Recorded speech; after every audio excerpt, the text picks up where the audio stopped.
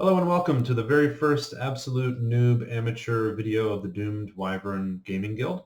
I have no idea what I'm doing with any of this software or uploading videos to YouTube, but we're going to just roll with it and hopefully it's fun and informative. So what I thought I would do is go through the mechanics and special abilities of some of the four classes that my four players are playing through in our first adventure in Hyperborea. So we never played the system before. I myself, and I at least know one of my players had played a lot of old school D&D, and so it feels familiar to some degree.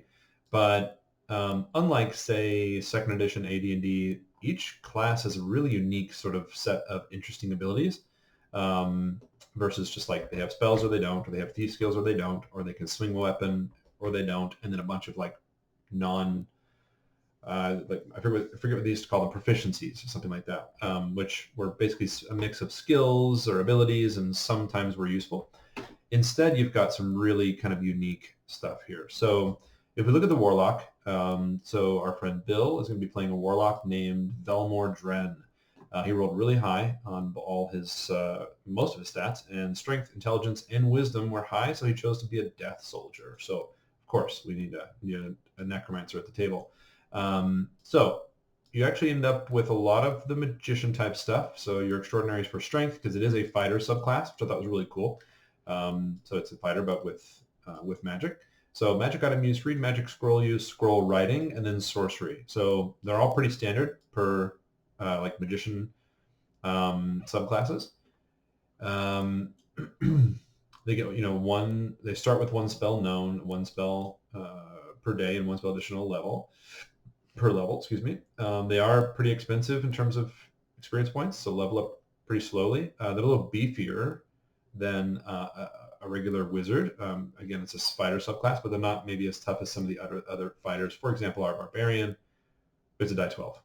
It's kind of rare to actually see such a big die per hit die on older school influenced games, so that's great. It doesn't cap out at like a die 8 or die 10. Of course, it's really hard to become a barbarian, but anyway, back to the Warlock. I've heard a lot of cool things about this class. Again, we've never played it. So there's balanced with sorcery and weapon mastery. Beyond that, it's pretty standard. Like everyone gets henchman at some point, everyone gets lordship at some point, I think, without exception. But at 7th level, the Warlock gets better at melee. I think for other fighter subclasses, they get melee, they get that expertise a little sooner. Say melee expert, 7th level. No, so maybe it's the same. Maybe that's standard. So Warlock seems very cool. Like I said, Bill will be playing Velmor as a kind of a necromancer. I think they're called Death Soldier. So he took his first spell as Scare, and he's going to sort of make it kind of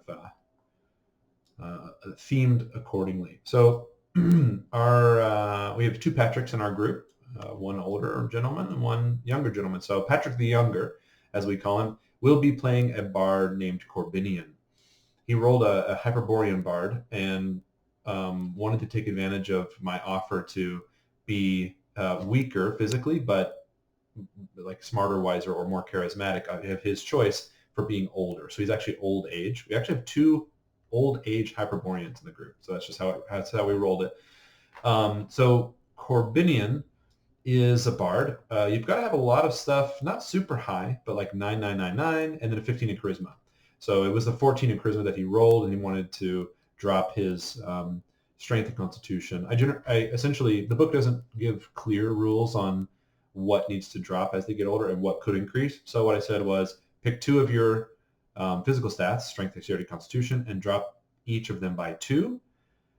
For a total of 4 minus from physical stats, and then for your like mental stats, intelligence, wisdom, charisma, you could add 1 to or 2 to either of them. So for every 2, your physical go down, your mental related stats can go up by 1. So he just really needed the charisma to get up to 1 to be 15. I think he wanted to play bard because there's actually some really unique, cool stuff with the bard. So, and that's one thing, just as an aside, is really cool about this system is all of these subclasses and even the principal classes. I was going to call them vanilla classes, but they're actually pretty dope in and of themselves.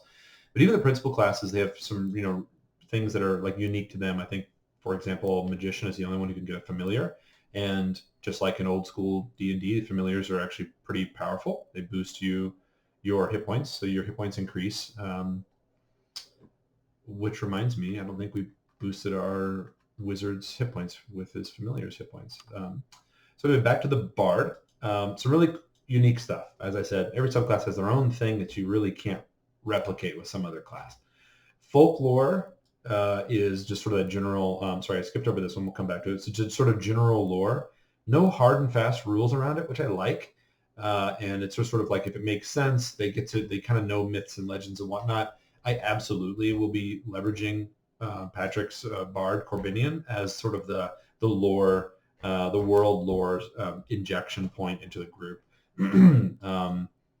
Just to sort of help out with different quests or help them understand kind of, well, I mean, you get the point there. So Countersong is really cool.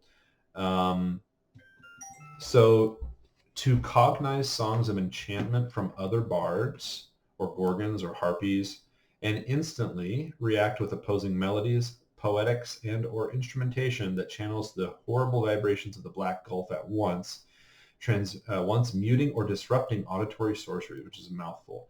There's a base chance of 9 and 12 success, which is pretty high. And for every level or HD greater than the bards, there's 1 in chance for, yeah. So it's harder to countersong someone who kind of knows what they're doing.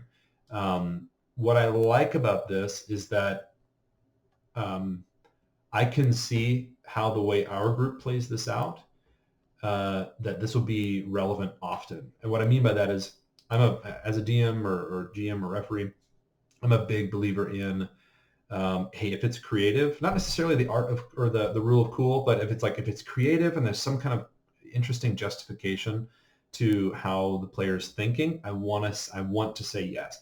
I don't let people get away with crazy stuff, but I'm not one of those hard-nosed GMs that says, well, the enchantment that you're trying to countersong isn't in the form of song, and so therefore blah blah blah. But if there's maybe, let's pause. Okay. Had to take care of something there, and I'm not going to edit this stuff out because I have no time to learn new software, and I don't really care. Okay, so our bard friend, you might expect countersong, you might expect folklore. In spirit allies, again, harkening back to kind of old school linguistic style here. So this is your inspire.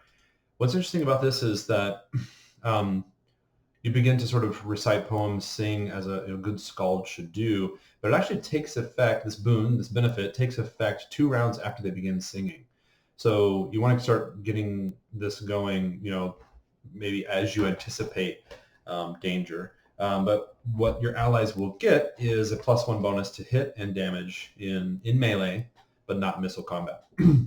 And given that this is a system, I know we haven't thoroughly reviewed the system, but this is a system that, like a lot of old school sort of OSR types, there is a very limited set of benefits or bonuses you're going to get, right? So just to quickly glance at the statistics here. So you would need to have a minimum of 15 strength to essentially have the same benefit of this spell being on, right? So attack modifier +1, damage adjustment +1. So if you've got a fighter with 15, 16, 17 strength and this boon, this in spirit allies stacking with that's in this system pretty darn powerful. So and then the last thing here to note is that it can keep going basically for 10 minutes. So long as the bard continues to sing, he can do this in battle. However, casting other spells or performing like similar actions is not possible. And I would probably rule as a referee that if they take a break from singing and like start issuing orders or communicating with others, that it would break the enchantment as well. So basically they need to just continually, constantly sing or recite these poems, which is interesting. Magic item use, like a lot of wizards, it's great to have a thief subclass. I neglected to mention this is a thief subclass. But they get magic item use. And then mesmerize is a very cool ability. Just as an aside, I do a lot of asides and tangents, I guess, but I want to share all my thoughts. Another great thing about the system, I think, is that your characters are not made or broken by their stats. So in 5th edition, which we played a lot of 5th edition, we're consciously moving away from it and trying other stuff. There's a real focus on having a very high strength if you're a fighter, very high primary stat if wizard is intelligence, and you basically want to bum rush getting 20 in whatever your primary stat is, because everything's based on that. And if you happen to roll poorly, which I've never seen a 5th edition game played where you roll like 3d6 in order because of this, but if you roll poorly in your primary stat or one of your secondary stats, you're kind of screwed, right? So if you roll poorly on your charisma and you are playing a bard, you're kind of screwed. I mean, one could make the argument, I guess, that it's similar here, because if I really wanted to be a bard but I didn't have 15 charisma, or I didn't meet one of these other requirements, that I also am kind of screwed. But what I guess I'm trying to say is it's less about the stats and more about your sort of interesting, unique abilities, which don't always scale. Something like Countersong, it's just sort of, it is what it is. It's 9 to 12, and you have it the whole time. In Spirit Allies does scale, so 1 to 3 you get to do it once a day, 4 to 6 you do it twice a day, so forth. And Mesmerize does scale in a slightly different fashion. So anyway, let's read the ability. Once per day, recite a song or poem laced with weird vibrations that permeate the universe. Alternatively, the bard might play a flute, etc., etc. Can take no other action besides walking. So this person is basically doing this sort of mystical song or enchantment or instrumentation of some kind, and can really only move around. Targets must be within 40 feet and of animal or greater intelligence. So basically things that are these sort of weird aberrations that have no intelligence, or slimes, oozes, mindless automata, or like constructs, and some undead are immune. And so that kind of gives you some limitations there. Allies and traveling companions are unaffected unless they have become hostile to the bard. Each target is allowed a sorcery saving throw. Those who fail are mesmerized for as long as the bard can. So you can do this up to 10 minutes. Basically what this does is anyone within 40 feet who's not friendly and can actually understand, let's say, the song, or can be affected, has some level of animal intelligence, is basically stunned, which means, let's see, does it specifically describe what stunned is? We may have to bounce around to is there conditions in combat? So anyway, they're considered stunned, but the mesmerize effect is broken if they're subject to attack. So we're going to come back to stunned, exactly what that means. But you can see it at 3rd level. You can actually plant a suggestion in one of the victim's heads. At 9th level, you can actually infect them with madness, which is pretty awesome. So it almost makes your bard less of like, even sort of the way they describe it here, like, these sort of weird vibrations permeating the universe, or kind of the way that they talk about it here under Countersong. These opposing melodies, poetics, and or instrumentations that channels the horrible vibrations of the black gulp.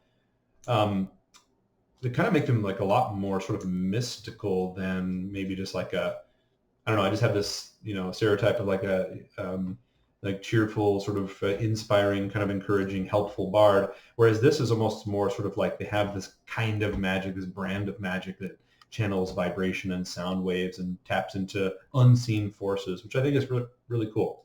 So, and again, it's a thief subclass, but it's very like mystical magic and other like magic-like abilities focused, which is super cool. Okay, so I think I'm spending too much time on this one class, and we need to move on. But it's important to note that, like a lot of the magician subclasses, they get to use scrolls, magic items, read magic, scroll writing, sorcery. What's really cool here is they bounce back and forth between druid spells and illusionist spells, which is a cool, and that kind of gives you a sense of like the flavor of a bard through the mind of this author. It's like they're almost druidic, which is ecclesiastical or divine magic, and then they also have like illusion type spells from the arcane, and then they have progressive thief abilities. So like as you look at some of these descriptions, they're just long. They're full of really interesting stuff. You bard unique things like folklore, countersong, mesmerize, and then of course straight up sorcery like other people, like other classes, like magician subclasses, and then also progressive thief abilities from the thief subclass, which it is, thief subclass. It doesn't have all of them, right? There's looks like pickpocket, it's missing, but it's got some interesting ones. Decipher script, which I think makes sense for a casting thief of some kind. Discern noise, hide, move silently. Very cool. And you could even think of like a bard who worships Cthulhu, for example, and sort of channels these weird energies from some outer dark. Okay, so moving on to assassin. So Patrick the Younger is playing a bard. Patrick the Elder is playing an assassin named Muteos, who is an Ixian. And Muteos is focused on the missile weapon usage of backstab. So I guess what I mean by that is, let me jump in here. So first off, like a lot of the thief subclasses, the experience points are pretty low to level up, so he should progress pretty quickly. He's agile, so long as he's unarmored or unencumbered. And unencumbered, but you can use a shield. And so agile means you get a +1 AC when you're unarmored and unencumbered, which is pretty cool. I don't recall if he chose to go without armor to take benefit of this, or if he was trying to use armor. Actually, let's look. Can you use armor? Yes, light. You could use light armor as an assassin. And then you get all of these specific weapons here. I thought it was kind of interesting to call it favored weapons, whereas like favored weapons was really an old school D&D concept of clerics. They had a favored weapon according to their sort of alignment or deity. But this is basically means weapon proficiencies, right? So armor proficiencies, shield proficiency, weapon proficiency. So the assassin, again, I haven't reviewed the whole book, so you need to understand what a thief backstab can do before you understand how awesome assassinate is. But my goal here is to just more so teach myself by reading this stuff and maybe help my players get a leg up on the rules. So I'm not going to go and review everything. I'm just going to look at a few things that I find interesting. So backstab as a thief, you basically have to be unaware of you. They have to have a back, a visible sort of a discernible back, right? So an ooze doesn't really have a back, and it has to have kind of vital organs. So like stabbing a construct, you couldn't. It has a back, but it doesn't have vital organs. It's all presumably thorough iron all the way through. If it's an iron column for some example. As an aside, one thing I like about the optional, which I think it should totally not be optional, critical hit rules, is that you can actually critical hit pretty much anything. Anything that can be damaged can be critically hit, which I think that's the right ruling. I think that's the right thing, because you can, find a structural weakness in a construct or an undead. A lot of times undeads are like missing arms or limping, and you might analyze their gait and say, oh, if I stab them in the hip here, they can actually topple the thing, making it more, making the damage, increasing the damage, for example. I can't figure out here it is. So just read this paragraph, and then we'll bounce back to the assassin, because it's a very cool subclass. Any creature that can be hit and damaged by a physical blow is subject to a critical hit. Crits do not conform to the same restrictions as Thief's backstab ability. So what this means is exactly what I was saying. They do not have to specifically target vital areas or have a discernible back. We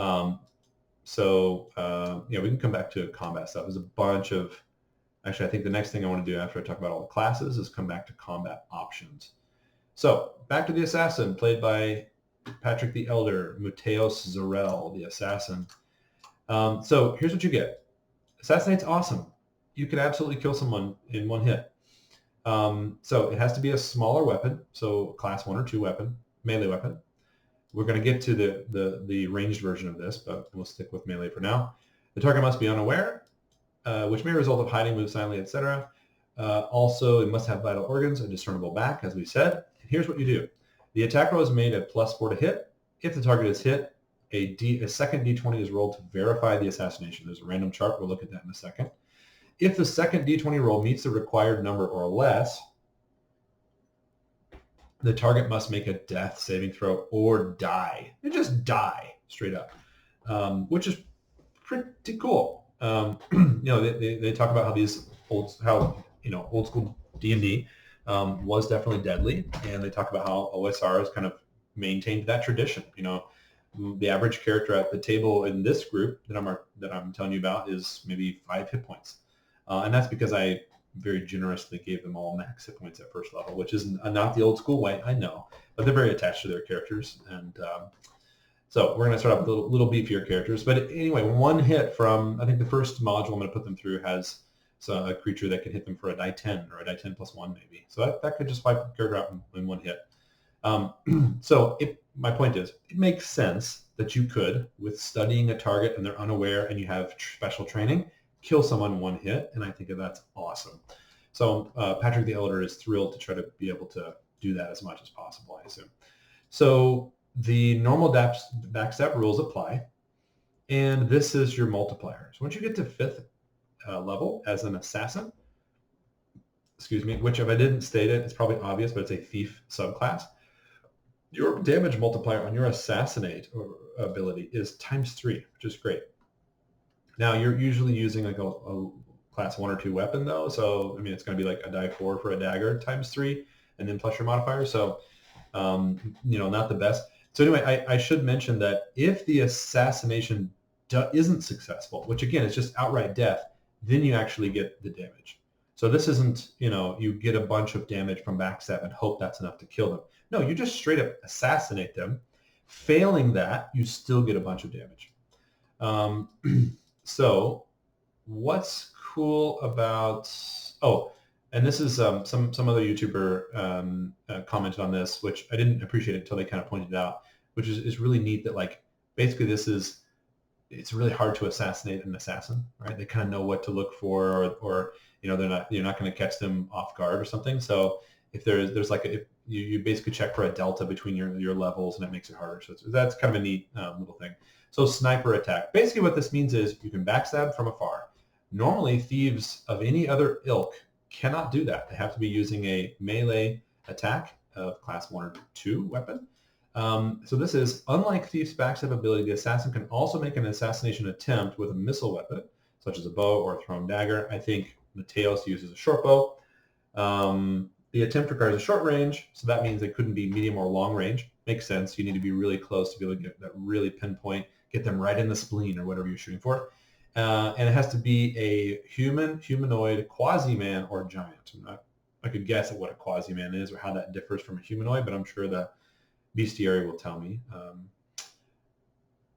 The attempt requires so the assassin's comprehensive knowledge of anthropoid anatomy allows for a specialized determination attempt. So what this chart is this section here. If the second die 20 roll meets the required target number or less, and then you kill the guy outright. So you look at the level or hit dice of your target. Let's take a real simple example. A giant rat, which is I think half a hit die, and brand new, fresh off the books, fresh out of assassin school, Mateos, he's level 1.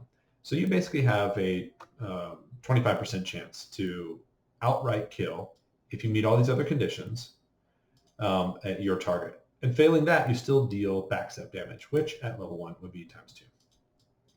So just how to read this sort of like ratio format here, it basically just means like you have a 5 in 20 chance. So the way you'd resolve that is, as it says, it's a die 20 roll, and it's a die 20 roll, and then if you roll 1, 2, 3, 4, or 5, you actually succeed. So that's what 5 and 20 means. Make sure I got that right. Sorry, it doesn't succeed. The assassination attempt, I would say, is successful. Then they get a death saving throw. So there are a few things. You've got to meet these conditions for a backstab. You do get a bonus to hit. If you hit, you may miss. If you hit, then there's rolling the assassination attempt. If that's successful, then they get a death save. And if failing all of those, then they would die. Or that is, if they're all successful and they fail their save, that would die. One thing I skipped over was a natural 19 or 20 affords the victim no saving throw, which is awesome. So don't get assassinated. That's what we're learning here. Okay, so I'm going to pick up the pace a little bit here. A bunch of poison use, even poison resistance due to the exposure to toxins, etc., and harvesting venom from all sorts of different creatures, of which there are a lot of crazy venomous creatures out there in Hyperborea, and also disguise are. So this kind of like fleshes out for you how an assassin is sort of intended, I think, to be played per the book. It's like this, master of disguises can harvest and master poison. All of their weapons are tipped with poison, and they're really good at, assassinating people.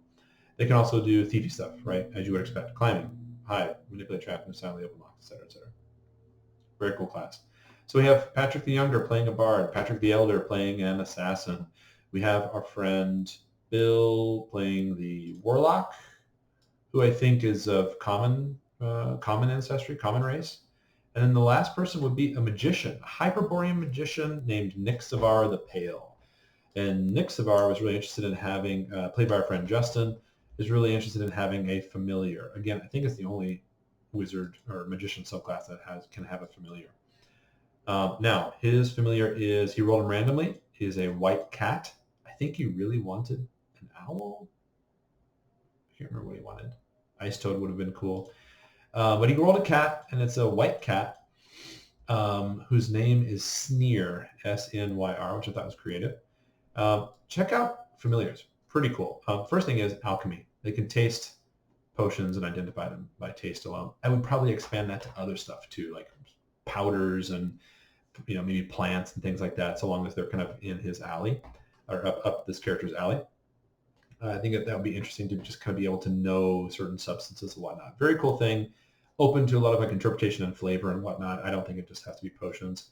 And familiar is very, very cool. Let's move on to that. So you actually get a 1/3 plus 1 hit points to function as a familiar. So this creature would have that, which is more or like equal to some first level characters. So you've got a buddy. And the familiar, so within 120 feet, the magician can see and hear through the animal. Sight is narrowly focused and sounds reverberate metallically. So there's not a lot of stipulations around that like there is in 5th edition. So I played a diviner named Warden Kynes, one of my favorite characters. We played through the 5th edition Rime of the Frost Maiden campaign over a period of a few years with Bill, who's playing the Warlock here. And Warden had a familiar, and there are stipulations in 5th edition that you have to, it's an action, I think, to begin perceiving through your familiar. Then you don't have access to your own perceptions while you're in your familiar. So Warden would do that a lot as a diviner. This is kind of up to, I think, referee interpretation of what kind of limitations, if any, are on the magician when perceiving through their familiar. So maybe that means that there are no, let me just read it carefully here. So yeah, so it's like the sound, the perception is sort of muted or sort of transformed a little bit, right? It's not pure direct perception like the way you have in your own senses, but it is hasn't it have any limitations? So I would probably impose some kind of limitation on that, but maybe not as strict or uniform all the time as in 5th edition. The hit point total of the familiar is added to the magician's total, which is awesome. So that reminds me, I need to ping my friend Justin to let him know he needs to roll a die 3. I'm doing that live with you here via Discord, in our Doomed Wyvern Gaming Guild Discord.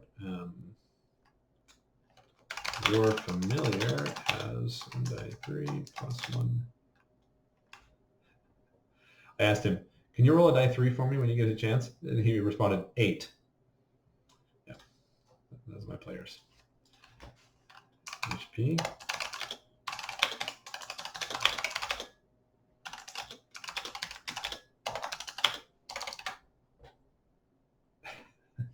All right. Okay, magicians. Also, the magician can memorize 1 extra spell of each available level, which is huge. So Nick Savar got really lucky, rolled a 17 intelligence, if I remember correctly, decided to be old so he could boost that by 1 and reduce his strength, I think, by 2. And yeah, so he rolled a 2 with his die 3. So He's got 3 more hit points there. All right. Okay. All right. Thanks for bearing with me. I'll try to make this a little bit faster. So familiars, awesome. They don't get that many more spells per day than really anyone else, but they do get read magic, scroll use, scroll writing, sorcery, and they start with more spells, I think, than all or most. Let's look at a pyromancer, which is a magician subclass. They would get under their sorcery. Okay, so they start with 3 that are known. So same amount. Magician starts with 3 that are known and 1 spell slot per day.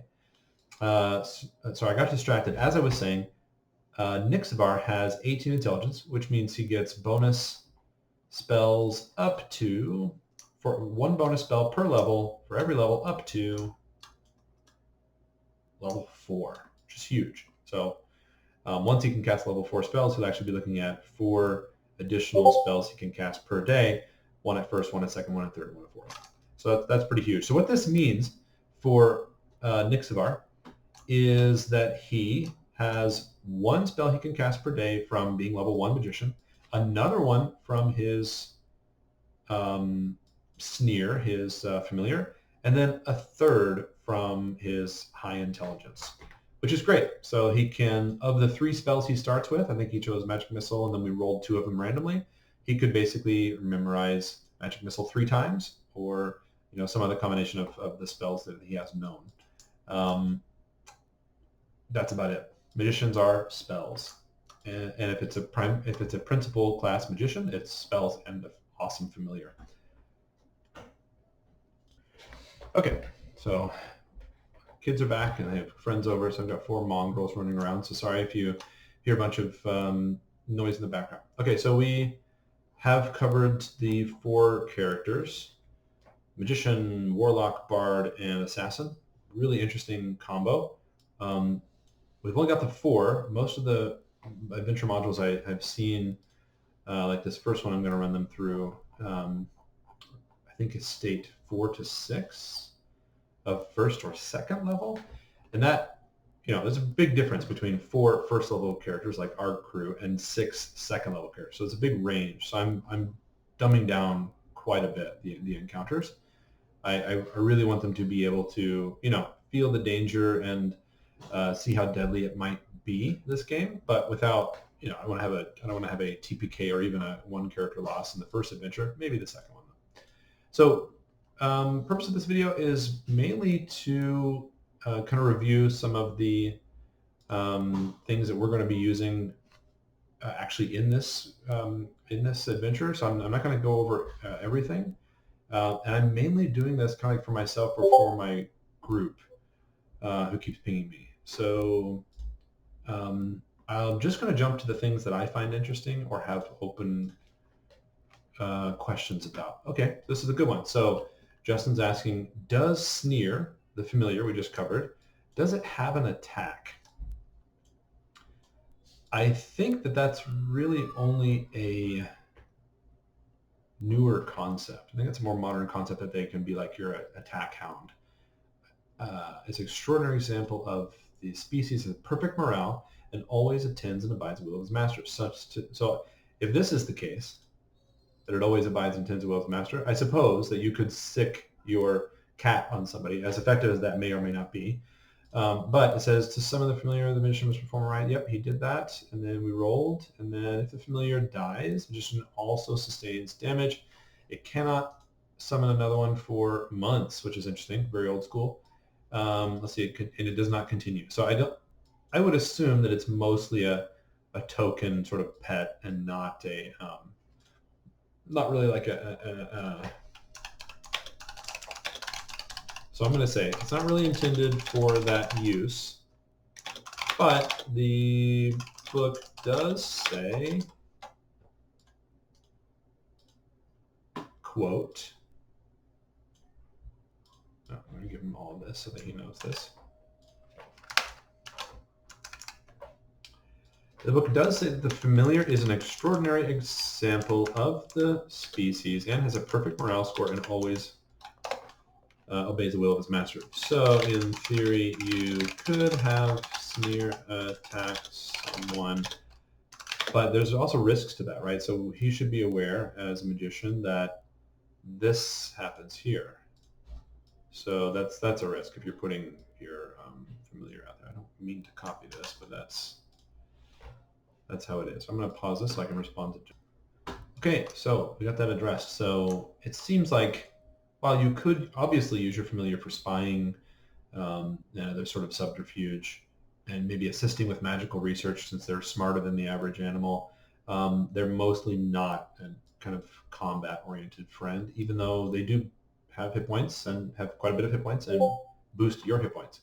So I think that's generally how he'll play Sneer. I might be wrong. He may have Sneer jump on someone's face. If you ever had a cat latch onto your arm while they're enraged fighting another cat, you know that it's not comfortable.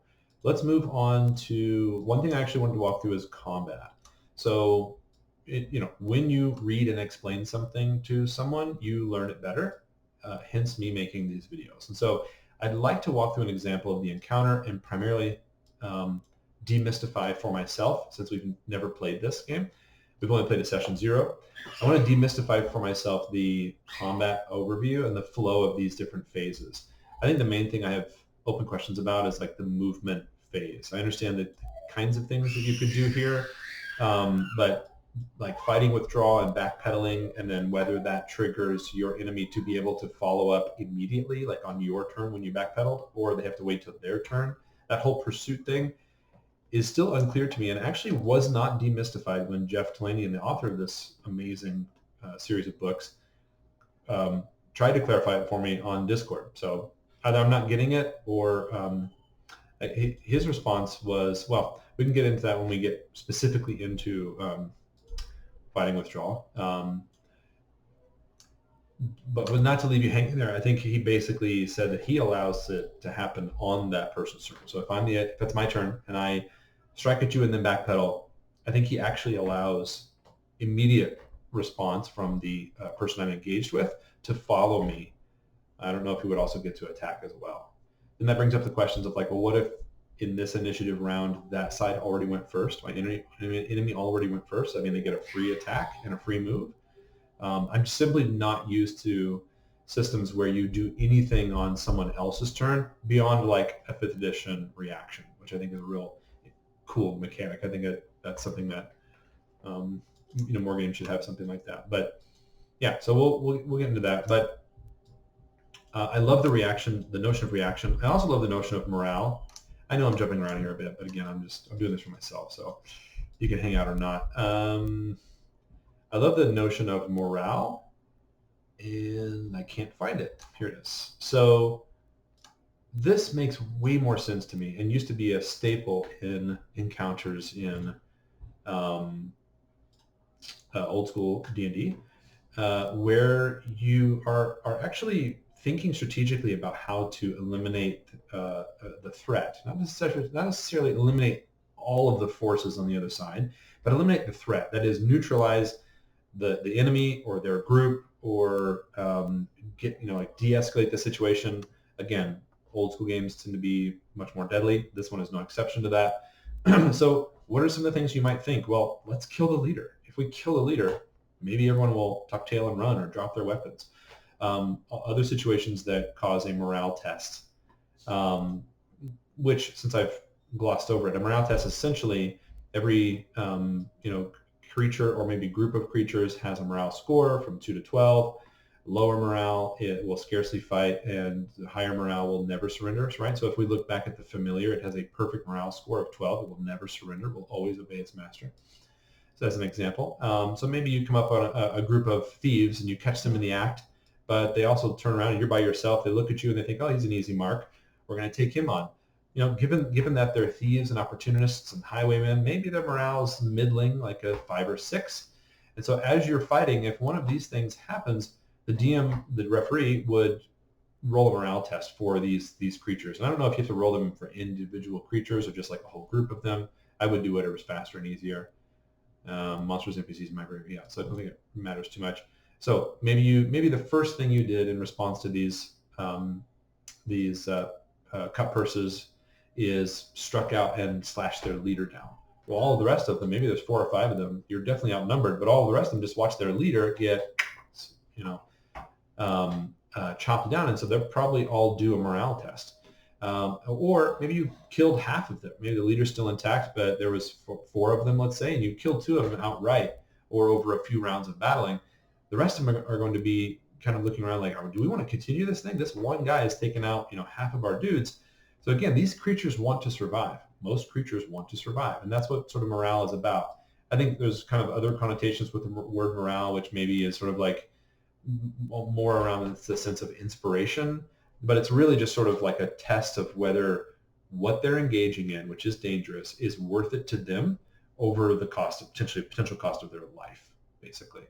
So I think it's a great thing to have in a game. Other things are like terrible sorcery is released, frightens animals, right? Outnumbered footmen face a mounted charge. That will shake anybody. And to extrapolate on this battle example, oftentimes battles, whether it's in medieval or Dark Ages or really any age, the key point was actually not to eliminate every single individual person, but actually to destroy their morale, to get them to run, to break rank and flee. And by doing so, they make their other brother units vulnerable and can break their morale more easily as well. So enemy holds a fortified 9 impenetrable position, et cetera, et cetera. There's all sorts of things you could add to this. Like, I don't know, maybe like a huge explosion happens. Like that might terrify people. They could just run. So significant loss of hit points. So that's, again, they want to live. It's a great thing to have here. Okay. In my usual fashion, I'm bouncing around, but I did want to come back to the encounter mechanic here and these combat phases. So reaction is cool. I might not use it for everything, but it's basically like most like random encounters.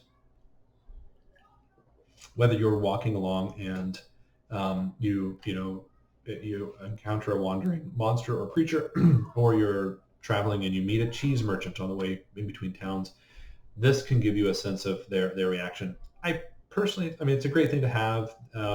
There are, I think, reaction modifiers based on your charisma, if I remember correctly. So I certainly wouldn't want to skip out on this mechanic entirely, especially because people with high charisma are sort of due some amount of favorable reaction. So if you have 13 or higher, you're getting some kind of bonus on this reaction adjustment. However, I probably won't use it maybe as often as kind of it's intended. I just think that I kind of would already have a good sense in any situation, especially with prefabricated modules, what the disposition of another force or creature is to what their disposition is to the party. But I may roll this, let's say the face of the party, the person with the high charisma who wants to leverage that bonus, maybe they step forward and they say, I try to resolve the situation and come off as best as possible to these people. I might say, okay, well, let's roll, and we'll add your bonus in there. And they may actually be they may actually end up friendlier than I would have defaulted them to, for example. Okay, so evasion. I have actually not read this.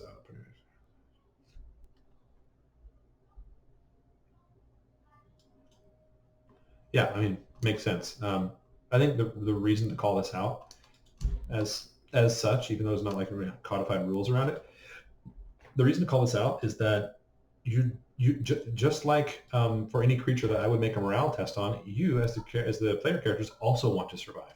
And so, especially in a lot of the old school, the old school D&D way is you don't have to fight everything you come up against. And the world may not necessarily be balanced specifically to your level, like some bullshit video game experience. That you're entering a world that's inherently dangerous with all sorts of creatures which may not like you, and probably most of them don't, and probably most of them can eat you or snap you in half like a twig. And so evade, go around, don't go straight into a group of creatures. Diplomacy or negotiations, if you can communicate with the thing, are smart. And I think a good referee would reward parties for doing this. It's not a hack and slash situation where you only get experience points if you chop down everything you encounter. So let's Yeah, so let's go. So combat overview. So combat typically entails melee, missiles, magic, and or movement. These activities are measured in the round, which unlike I think 3rd edition or 5th edition, both are, and I skip right over 4th edition, by the way, it's an abomination, are 10-second rounds, unlike those editions, which are 6-second rounds. So the melee phase, so when you first encounter, let's go over the encounter flow, which you would think would be right here. Encounter flow goes like this. You'd think that'd be way higher. They cover other things. Anyway, so determine surprise. Let's assume that neither group is surprised. It's really easy to determine, or your DM just kind of knows the situation and will tell you, sorry, the referee knows the situation and will tell you what's going on. Then you declare your actions. One kind of open question for me around this is, and maybe you can let me know in the comments if I ever post this, is what exactly does that mean? Like, do I just say, like, I want to attack? Or do I have to say, I want to attack that specific person? Do I have to say, I want to attack that specific person with this sword, but only when something, like, how specific do you have to be? I think I'd probably somewhere in the middle. Like, you have to give me a target and give me some description of what you're doing so that I can at least figure out which of the phases it falls into: missile, melee, magic, etc. Move. Or some other thing, because obviously you can do other things besides missile, melee, magic in combat. So then we roll initiative, which is also interesting because so you declare what you're trying to do, then you roll initiative, and then you resolve actions. So let's say the enemies went first on the initiative because it's side. It's not every individual actor interspersed amongst each other. It's like we roll off, and then all the bad guys go, and then all the good guys go, or vice versa. And I think you do that every round, which I love. I love the notion that that combat can be so chaotic that you might end up going twice in a row. And so therefore, again, it's even deadlier. So evade, negotiate before you get into it. Anyway, you declare your actions, you roll your initiative, and resolve your actions. So let's say I want to run up to the bog mummy and slice at it. What if the bog mummy ends up going first? That's fine. I can adjust, but I've already declared that I'm going to run up to the bog mummy. So let's say the bog mummy runs up to me and attacks me, but I've declared I want to run up to it and attack it. So I guess what that means is I just attack it. I don't run up to it. Or can I change it? And that's something I don't quite know. And it doesn't really go into super good detail, or maybe I'm just a bad reader. Both are probably true. But just to finish this out, then you resolve your actions. And then you check for morale per referee discretion. Okay, maybe I should read this part. So surprise, let's assume easy example, no surprise. Before initiative is determined, each player must state his or her character's intent: move, attack, cast a spell. So if these are examples of like how generic you can be, then maybe that's okay. Maybe the whole point is to understand which phase you go in. So maybe that's all you need to do. Alternatively, a caller can do it. So caller is like an old school D&D thing. Like you had a caller, you had a mapper, maybe there's some other role, but these are player roles that the caller basically announces their actions so that the DM isn't like guessing and talking like herding cats, trying to figure out what's going on. There's one person who summarizes the whole party's actions and conveys that to the DM, a referee, sorry. If a spell is to be cast, the player must name the specific spell. Okay, so you have to specify when you are doing magic. That's interesting.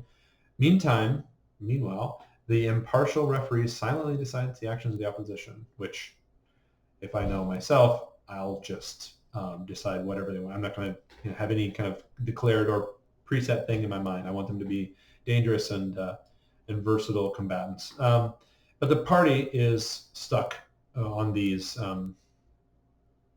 Actually, would that work out? Because I would have to determine ahead of time which phase they go in. So as sneaky as I would like to be, maybe I'd still have to put them in one of these phases. Okay. Learning as we go, folks. Initiative order is determined with opposed D6 rolls. The side with the highest score acts first. Ties may be resolved, by usual means, dexterity or something else. Whatever you think is like reasonable. Using dexterity to break initiative can generate interesting results. possibly acting before monsters or some after. I personally would probably just use like,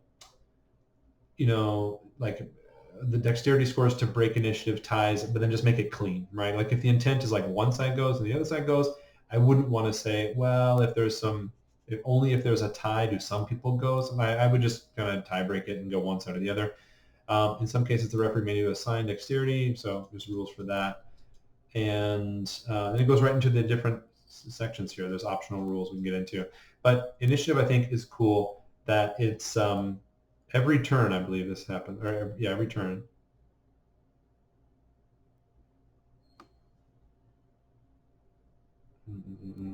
I swear it says it explicitly somewhere. Am I blind, folks?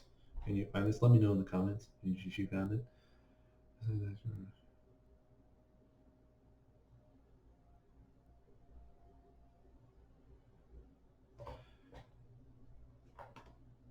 You know what? I'm just going to do it that way because I like the chaos. You know what? I tell you what my favorite initiative style is.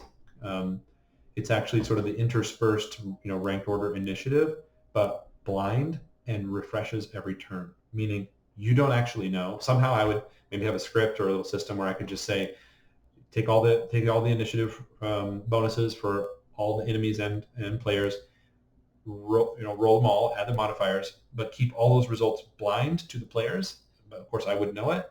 And then I just call out whose turn it is, who's up next. And then every turn, that order refreshes. I love that because it keeps people on their toes. It actually keeps them paying attention. I mean, how often as a player have you, taken your turn and then you kind of tune out a little bit, right, as people are going through their turns, right? And it happens a lot in 5th edition or a lot of systems that use that kind of initiative. And that's, natural, normal thing. We're humans. We have limited attention spans. But I like how when I've done this with players, it keeps them on edge. And you may have a situation where you've got all the bad guys go toward the bottom of the round, and then we re-roll it all, and then most or all or some of them go at the top of the round. So you're getting just pummeled. And the same can go in your favor as well. So it's a little swingy in that way. And I think that combat is chaotic and should feel that way and be represented that way in the mechanics. But to play rules as written, I'm going to be going by this, but probably eschewing the eschewing. Let me know in the comments. I don't know. I just think eschew spell components. It's the first time I ever heard that word. I'll be probably doing eschewing the interspersed nature of this. Like if you go, then I go, you go, I go. I'd rather there be turns. Okay, delay actions, pretty straightforward, but you should read it. I like both of these optional rules. I'll probably be using them. First strike is, if I've got a longer weapon than you and you charge me, even on your turn, I get to attack first because I've bought a pike for a reason. And that's kind of the only exception that I'm probably that I'm aware of or that I'll probably allow for out of turn action or attacks. So that's really cool. And then once you close the distance, maybe my pike hits you or maybe it doesn't, but once you close that distance, then you can use your weapon because it's of a lower weapon class. So anyway, just to be specific, if the delta between the two weapon classes is 2 or greater, then whoever has the higher one actually attacks first, which is awesome. Last strike, which is optional, but I probably will use it, is per referee discretion, a melee combatant can move their full movement value, which is normally is half. They can move their full value in a combat round and still make a single attack. However, the character is going to act last in the combat round, regardless of initiative results. So, for example, why you do this is a cataphract has 30 movement. He can move up to his full movement of 30 and still stab with a spear, but he's going to attack last, even if his side won the initiative. So this might be a case where you want to make sure you get the last strike in, or something changed and you want to, instead of move and attack, move half and attack on your turn count, or in your order rather, you'd wait till the very end after both sides have gone, I think is what I'm understanding here, and then you'd get your attack in and you'd be able to move your full. So the cost, so basically the benefit is you get to move your full and still attack once. But the cost of doing so is that you go at the very end. Let me know if I misinterpreted that. Let's read another example. Again, I haven't played this. For example, if a sky has 40 movement value and he wishes to make a charge attack, so +2 damage minus AC penalty, With her short sword, she can run up double movement of 80 feet and drive her sword at her enemy, but she will attack last, even if her side won the initiative. Right, so her side went, she's waiting, other side went, and at the very end of the round, or very end of the turn, she gets to run up and do her thing. NB, note to bene, I had to look that up. I think that's kind of pronounced right. It just means like it's like Latin for like note well, or keep this in mind.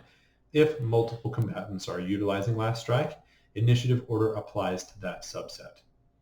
So if two people are trying to do exactly this, then the person whose side won the initiative would do this thing first, and then the person whose side lost the initiative would do this thing second.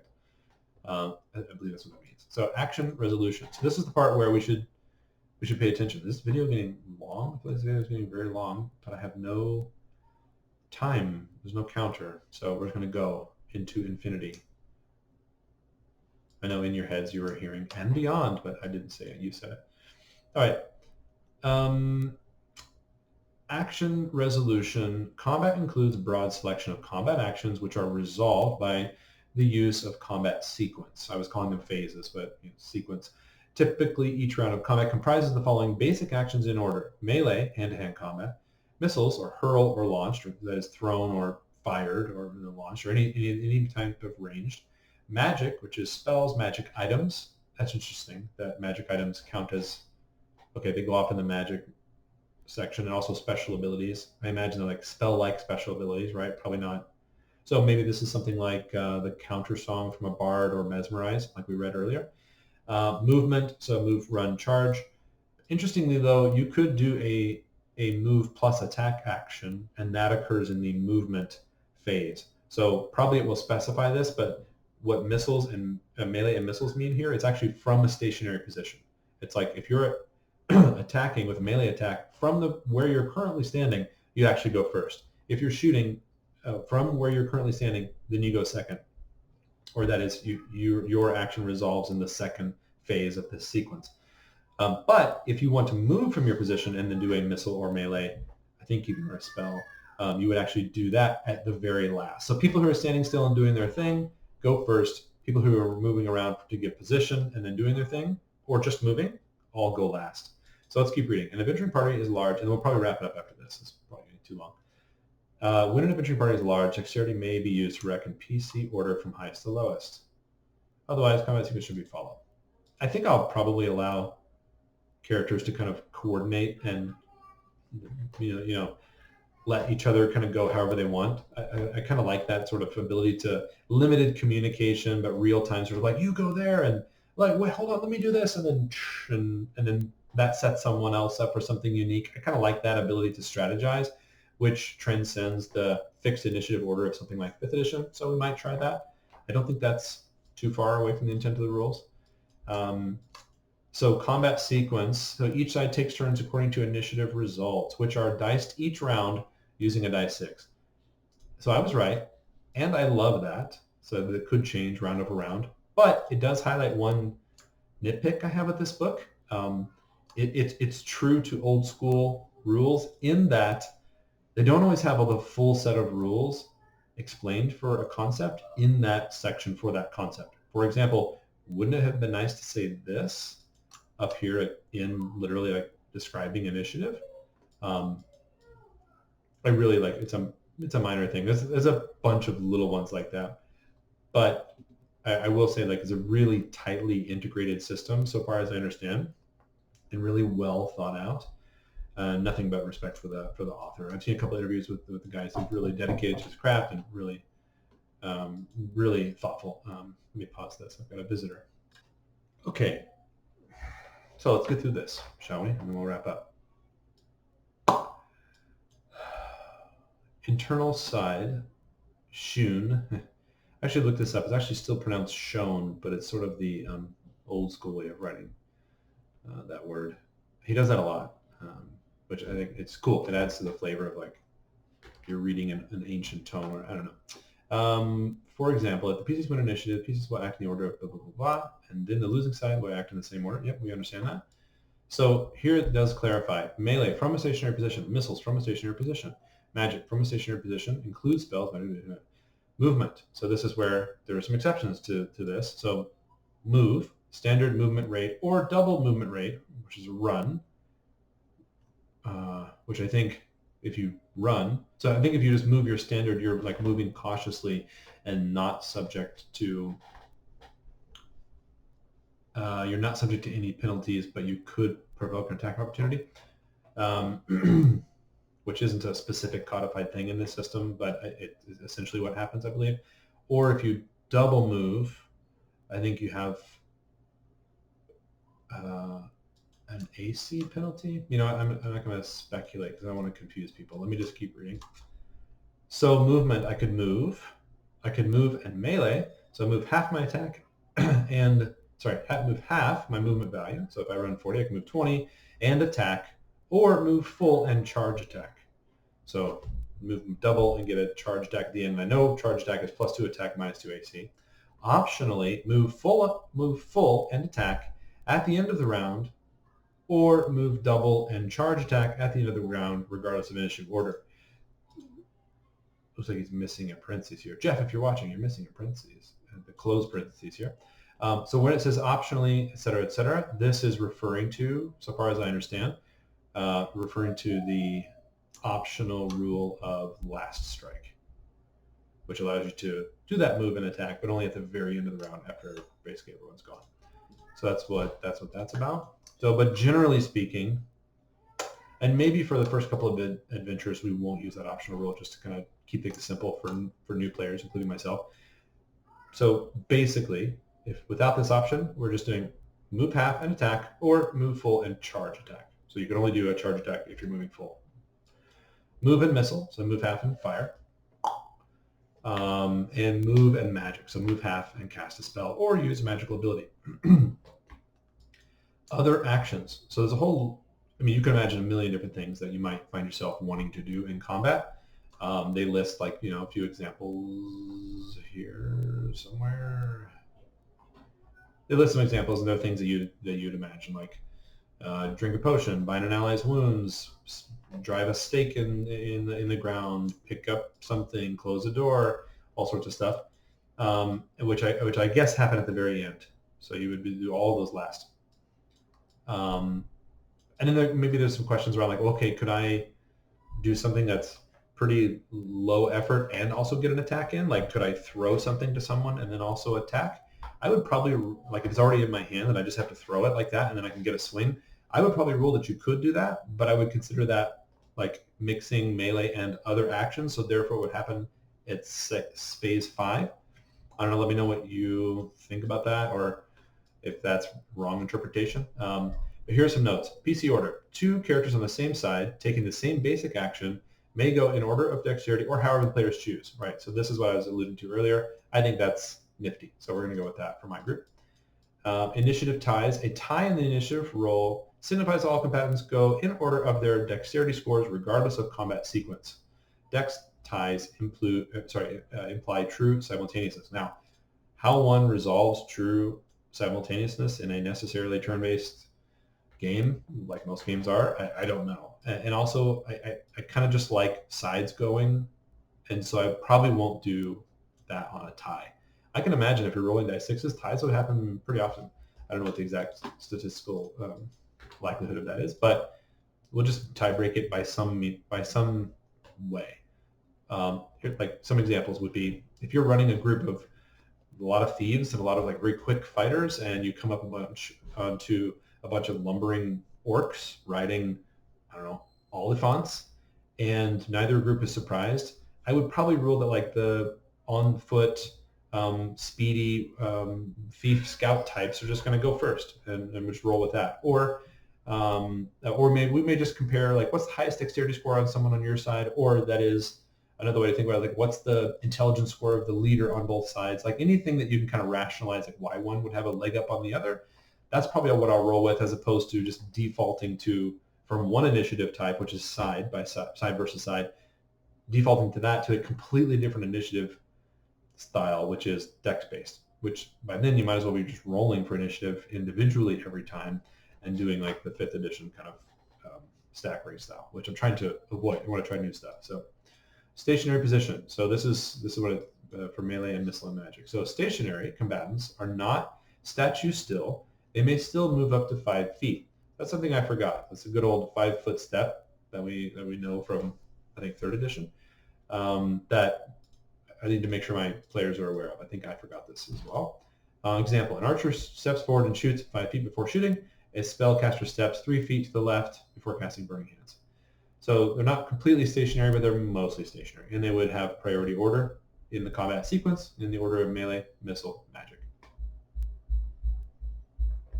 And I think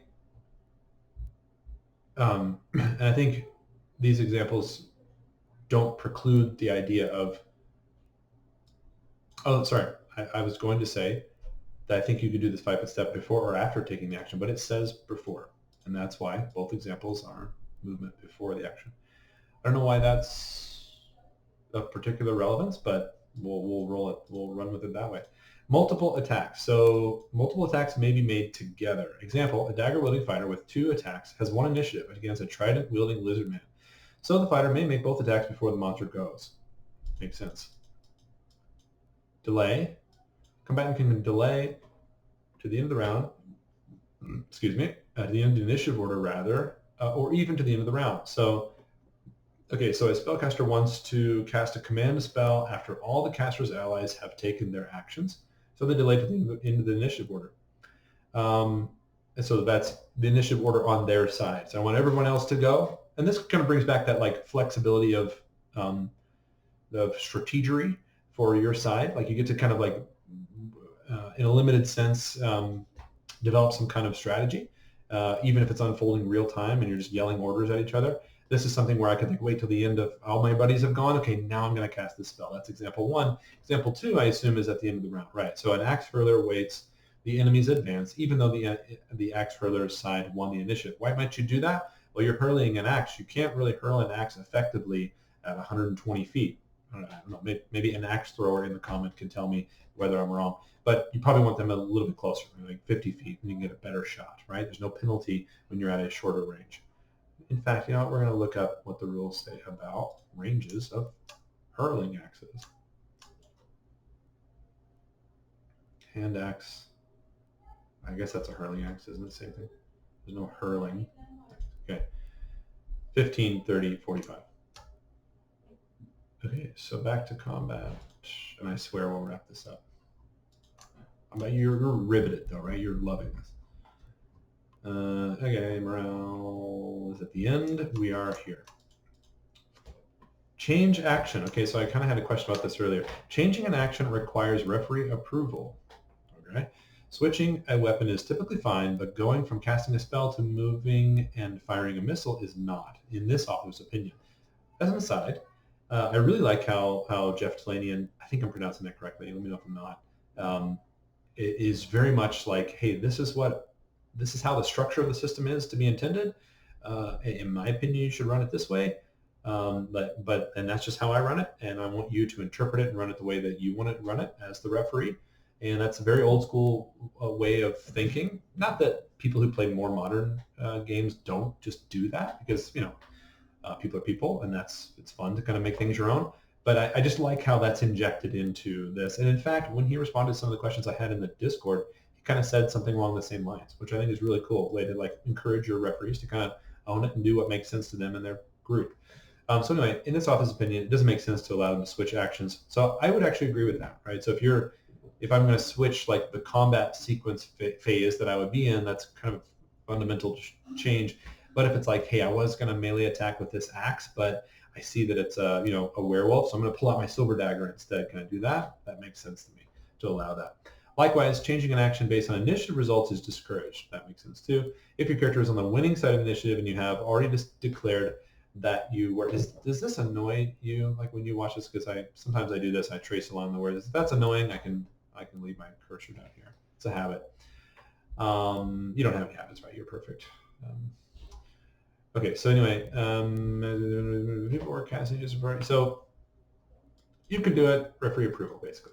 Morale, we kind of talked about this earlier, but it's, I think, the very last step of the combat sequence. And it's basically for the referee to think about. You may not be rolling morale. Okay. I did say that I wanted to kind of get into some of these combat options. Maybe I'll leave that for another video. What I will quickly say is go check out page 269 of the 3rd edition Player's Manual, which, by the way, I think it was brilliant to change the name of the game from Astonishing Swordsmen and Sorcerers of Hyperborea to just Hyperborea. And I love this font. I love the art for all of the things that this group has done. I think they're called Northwind. I guess that's what that. No, it says Hyperborea. Northwind. Yeah, Northwind Adventures. And I like this. It covers all the great, genres and categories that I really love: swords, sorcery, and weird science fantasy. So anyway, 269. I think we said a lot of really cool combat options here. I was a big fan of all the combat options that were available in probably one of my top favorite settings and systems, which is Die 20 Conan or Conan by Mongoose. Also inspired, obviously, directly from Robert E. Howard and set in Hyperborea. Really well thought out world. Really, really great supplements there. A ton of really great supplements. I think they went bankrupt. You can still find them all here and there, but I've got almost all of them. And why am I mentioning that? Oh yeah, the combat options that were in that were nearly endless, and every supplement that came out gave you additional ones, right? And that was kind of that phase, that era of RPGs where there was just like a ton of different options, and it was almost overwhelming. This list is pretty tightly curated, but there are a lot, and I feel like I have a couple thoughts about it. It's mostly positive, but one is that unless you kind of dedicate some time to like kind of reading through and kind of internalizing and remembering like what mechanical options are available to you, you might miss out on some really interesting options that you might have used in combat. The rebuttal to that point might just be that like, hey, as a referee, you should know these and be familiar with these, but your players should just kind of feel free to be creative in combat. Like, so I may not, as a player, know the rules for hurling and oil burning and like this and the splash and all this stuff. But I may just want to be like, hey, can I grab this lantern, this lamp that's next to me, this lit lamp, and throw it at this orc and then splash all over it? Of course. And so, maybe players don't need to kind of know what options are available to them. And this is more a reference for the DM of like how to adjudicate something like that. I mean, it is placed in the player's handbook, and I think for good reason. But I think, it's important that people know that you can actually do a charge attack. Fighting withdrawal is one that I think everyone needs to know. And I'm going to be honest, like this is not a clear, actually, we're going to go into this. I know I said I wrapped it up like a century ago, but we're going to go into this because I think maybe if I explain it to you, I'll understand it better. Okay, fighting withdrawal. A melee combatant can backpedal at half movement and continue to fight and defend, or backpedal at full movement and simply defend. That is, they don't get an attack. And by melee combatant, what's implied here is that they're currently engaged with somebody, not just someone who, went during the melee round, which I guess would imply they're already engaged. But just to clarify, I think what they're saying is like an engaged combatant. Not that there's a state of engaged technically in this system, but enemies may pursue a withdrawer, but movement rates should be compared. Okay, so that it makes sense, right? And then the examples for me do not elucidate how it's actually played out. And so let's get into this. So let's say it's a huntsman is engaged with a bog mummy. The huntsman is heavily wounded and decides to backpedal. The bog mummy wins initiative, and so he attacks first, swinging his fist. The huntsman deflects this blow with his shield, and then he begins to withdraw whilst thrusting his spear at the pursuing bog mummy. He hits the undead creature and manages to backpedal 20 feet, which is half its movement. Because again, you can move half back and still attack, or you can move full and not get an attack. Meantime, the bog mummy manages to pursue only 10 feet, or half of its movement value, because he attacked. So I guess what's not clear to me is like whose turn these things are playing out on.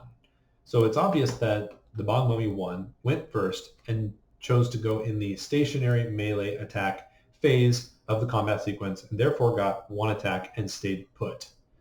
I think what it's saying is that before the turn would wrap up, if the mummy would conceivably have some movement left, because during the movement phase I could attack once and move half my movement value, then, if he would have some movement left over and their engaged person they're engaged with backpedals, I could spin that movement, even though I already went. Again, the bog mummy already went. So the bog mummy went, he attacks, didn't move. The huntsman attacks once and then moves half his value backward. I think what it's saying is during a fighting withdrawal, the bog mummy, even though he already went, he just did a stationary melee attack, would have a chance on the huntsman's turn, or at the end of the round, I guess, or the end of the full round, the bog mummy could pursue at half of its movement value, because that's only however much you can move when you have already attacked, I think. And for me, the only thing that's confusing here is like whose turn are these things happening on, and how much movement do I know that I have?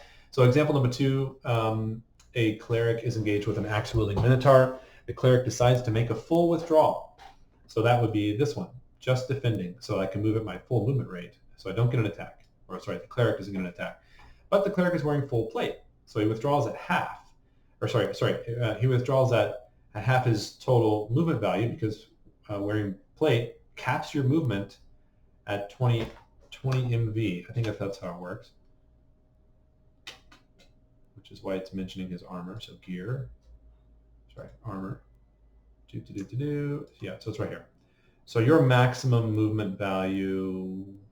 So you, unlike 5th edition, just a note really quickly, the base movement value is 40 feet in a 10-second round, which I guess makes sense because it's 30 feet in a 6-second round in 5th edition.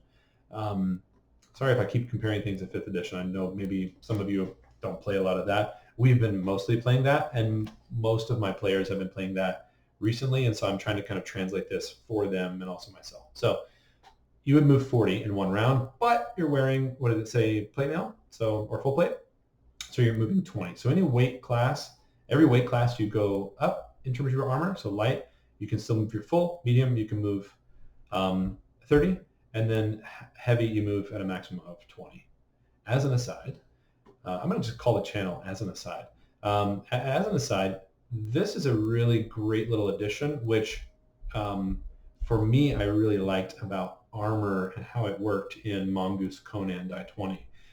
In that, armor didn't actually increase your armor class, or decrease it rather, or whatever. What it did was that it gave you damage reduction, which I feel like that's what armor actually does. And instead you had a parry or dodge, which would be based on your strength to parry with a sword, or your dexterity to dodge an attack. And you had, based on how martial your class was, just like a base defense bonus of some kind, which applied to both of those, if I remember all that correctly.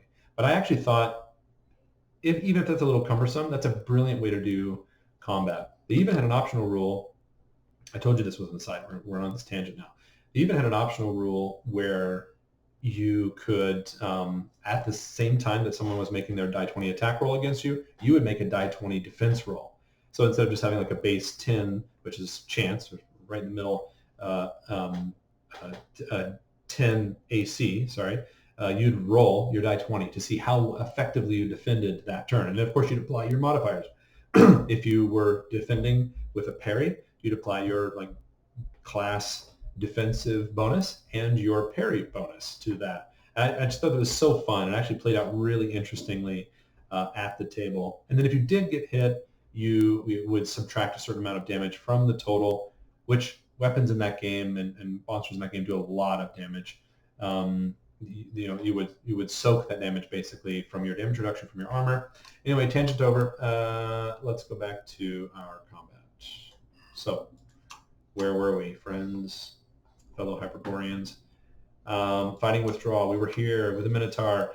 So all of that in order to say that he's wearing plate mail, so he's moving slowly, only moving at 20 movement value, even though the cleric did a full move.